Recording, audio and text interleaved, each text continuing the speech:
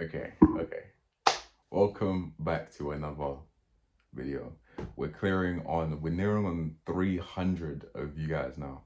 It's crazy. Last video, I was like, oh, thanks for 200. And then that video went up. And by the time I was thinking of the next video, we're already on 280. And I think we're on like 298 right now. So it's been mad. It's been a bit mad.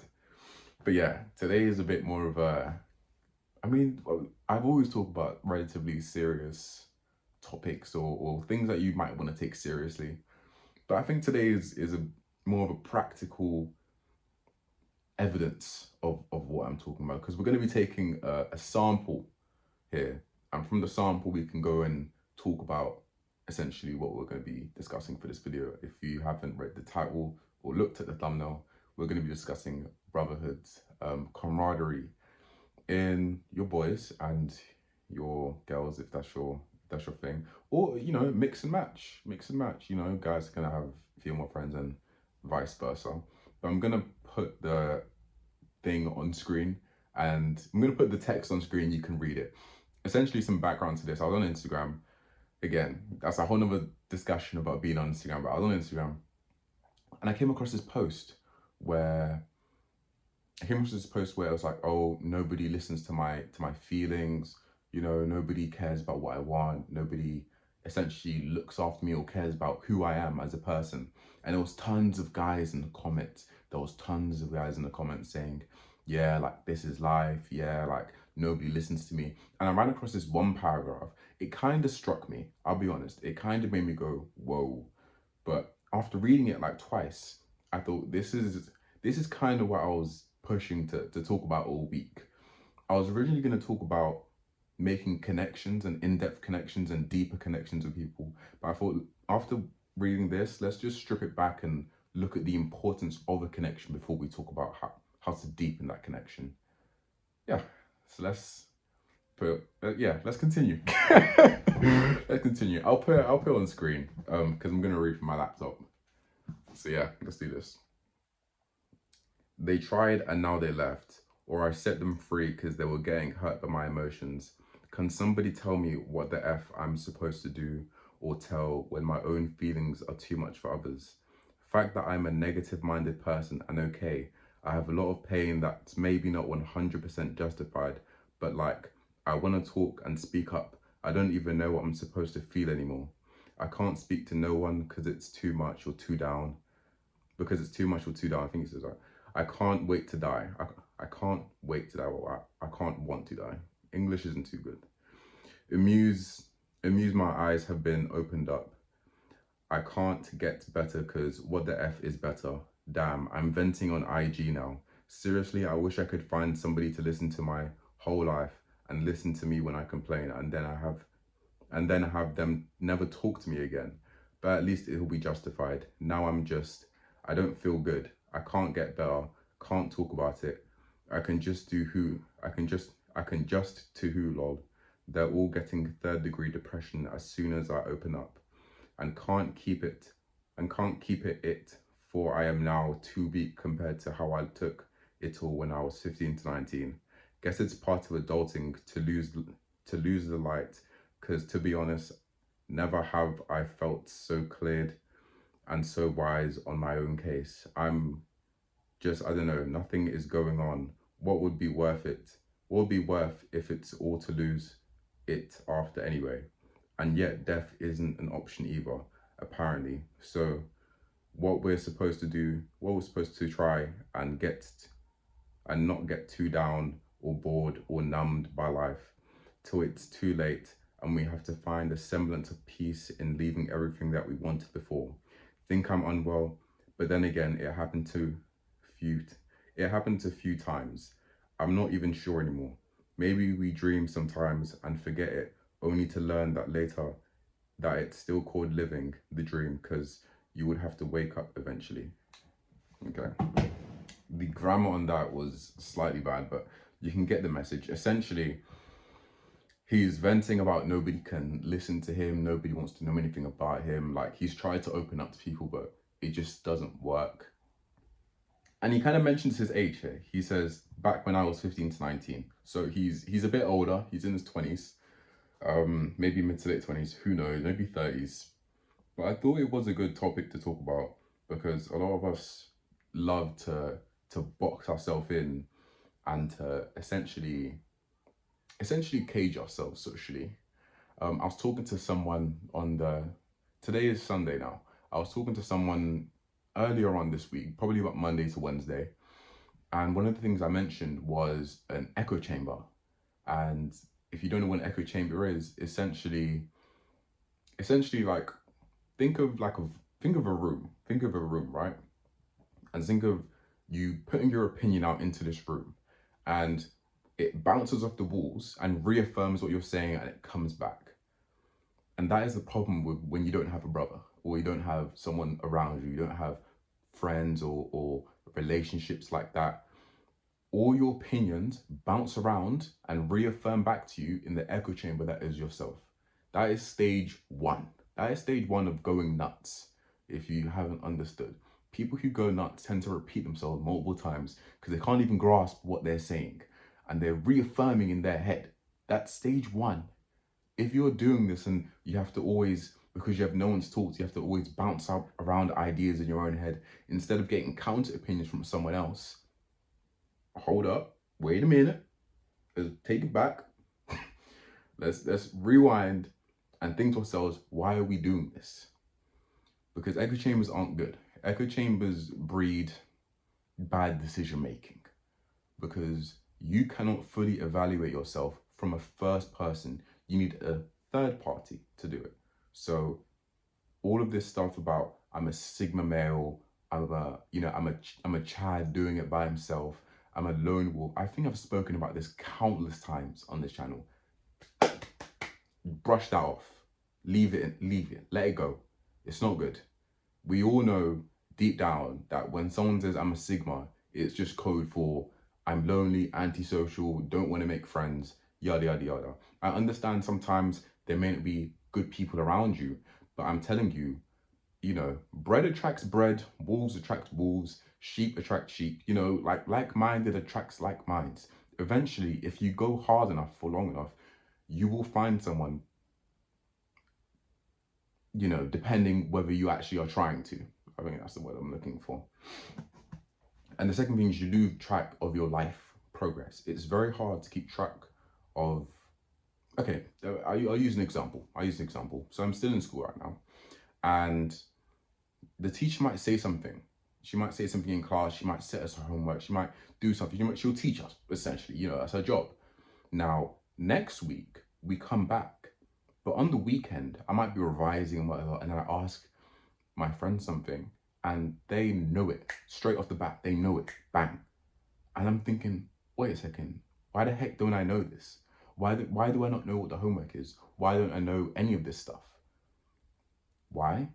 Because I can use her or him as a gauge for my progress. See, without them telling me and me realizing that I'm behind on knowledge, I would have walked into that class or walked into that test or walked into that exam and not had anyone. I would have been thinking, wait a second, we were meant to figure this out. But because I have someone near me that I can console, that I can confide in, I think confide is the better word, that I can confide in, you learn whether you're ahead, on track, behind. And this feeds back into the echo chamber. Because if you were by yourself, you will be thinking, yeah, nobody else will know this. Because you're just bouncing off yourself. Because if you don't know it, nobody knows it. Because you can't contact them. You can't be around them. So that's the first thing down. Next thing is, man, I can't tell you how much I'm going to say this. Stop with the Sigma. Stop it. Leave it alone. All of this Sigma school where you see the Patrick Bateman edits, them Patrick Bateman edits where he goes, let all of that go. I get it, it's funny, but some people genuinely take this stuff seriously. And if you take it seriously, let it go. It's not good.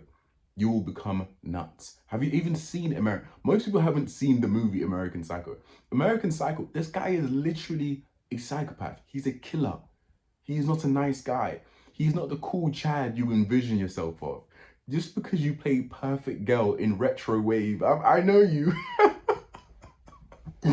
Just because you play Perfect Girl in Retro Wave, I mean, I've played it too, but Just because you play that doesn't mean that you need to be, alone. Let's rewind this for a second. Let's assume you are the Sigma and you are alone. Why the heck is there a community for loners? Does that make sense to you? Does that make sense? Because if everyone was truly Sigma and alone, you wouldn't be in a community for that. But for some reason, this community has not only developed, but has become very serious. And it is taken very seriously by many. And it is terrible. Stop the Sigma. Stop the Sigma. I get it, you want to make your own path, but making your own path and being a Sigma are two completely different things. There's one thing to go against the grain, and it's another thing to try and dig yourself a new path just for the sake of being different.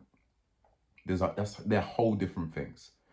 So let's just stop that. That is probably the biggest thing. Like, if you have them, I can't stress this enough. If you have that mentality or that worldview, or you think that is cool, stop it. That is like stage zero. Stage zero. That is the base point. Most people in today's society, they don't really say, oh, I'm just trying to be by myself. They start off with, I'm a Sigma. Then they start ignoring people. Then they start with the echo chambers. Then they lose track of life. And then when they start losing track of life, all sorts of things start spiraling out of control. So please just stop with the Sigma. It is ridiculous. It's nuts. I cannot stress this enough. I get it. Everyone hates current society. I get it.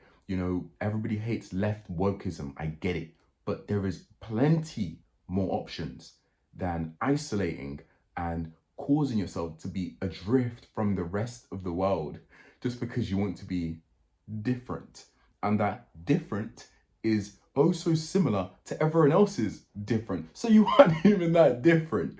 Like, think of how many people think they're different whilst being in the same culture as this Sigma. It doesn't make sense. That being said though, Thomas Shelby, most of you probably haven't watched Peaky Blinders, but Thomas Shelby and Peaky Blinders, that is a good show. I recommend you watch Peaky Blinders. It's free on BBC iPlayer, so watch it. Watch the whole thing. My favorite is season 4. Yeah. Next thing is things to try. Okay, so I'm gonna try and make this as quick as possible. Things you should probably try if you are, let's say you are stuck in that rut. We're gonna call it a little bit of a rut or a ditch, but you have some social groups, but you start to disconnect from them because think of this person, for example. Like, you think he never had a group of people that he could talk to? He says he did. He says that he did, but eventually they started to get depression and all sorts of nonsense. Well, depression isn't nonsense, but I think that the way people are so easy to say they have depression today, I think is ridiculous. I think if people want depression to be taken seriously, they should really put some weight on the word instead of every time they feel sad for a couple of days, I'm so depressed. Like, let's just calm down a second. Let's not jump the gun. But yeah, let's say this guy, you think he never had someone to talk to? You think he never had someone that would listen to him? No. What do you think he did? I think he pushed him away. I think he handled it wrong.